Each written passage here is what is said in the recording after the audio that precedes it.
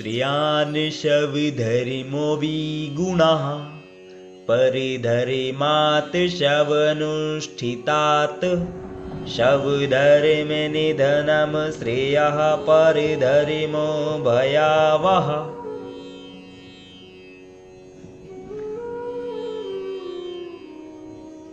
भगवान श्री कृष्ण पार्थ को कहते हैं कि हे पार्थ, अपने नियत कर्मों को दोषपूर्ण ढंग से संपन्न करना भी अन्य के कर्मों को भली भांति करने से श्रेष्ठकर है।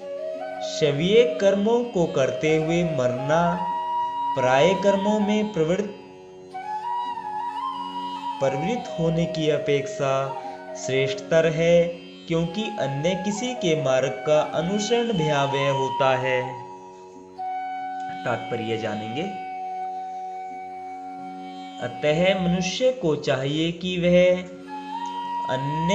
अन्यों के लिए नियत कर्मों की अपेक्षा अपने नियत कर्मों को कृष्ण भावनामृत में करे। भौतिक दृष्टि से नियत कर्म मनुष्य की मनोवैज्ञानिक दशा के अनुसार भौतिक प्रकृति के गुणों के अधीन आदिष्ट कर्म है। आध्यात्मिक कर्म गुरु द्वारा कृष्ण की दिव्य सेवा के लिए आदेशित होते हैं, किंतु चाहे भौतिक कर्म हो या आध्यात्मिक कर्म, मनुष्य को मृत्यु पर्यंत अपने नियत कर्मों में दृढ़ रहना चाहिए। अन्य के निर्धारित कर्मों का अनुकरण नहीं करना चाहिए।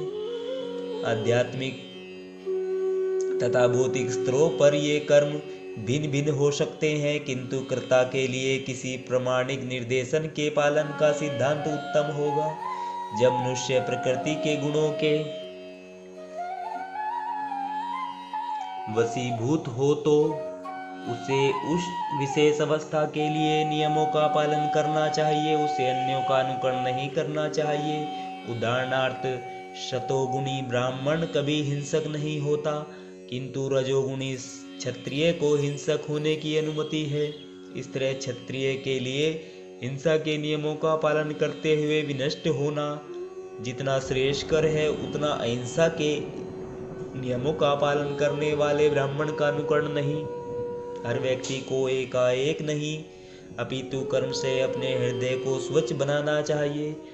किंतु जब मनुष्य प्रकृति के गुणों को उलांघकर कृष्ण भावनामृत में पूर्णतः लीन हो जाता है, तो वह प्रामाणिक गुरु के निर्देशन में सब कुछ कर सकता है। कृष्ण भावनामृत की पूर्ण स्थिति में एक क्षत्रिय ब्राह्मण की तरह और एक ब्राह्मण क्षत्रिय की तरह कर्म कर सकता है।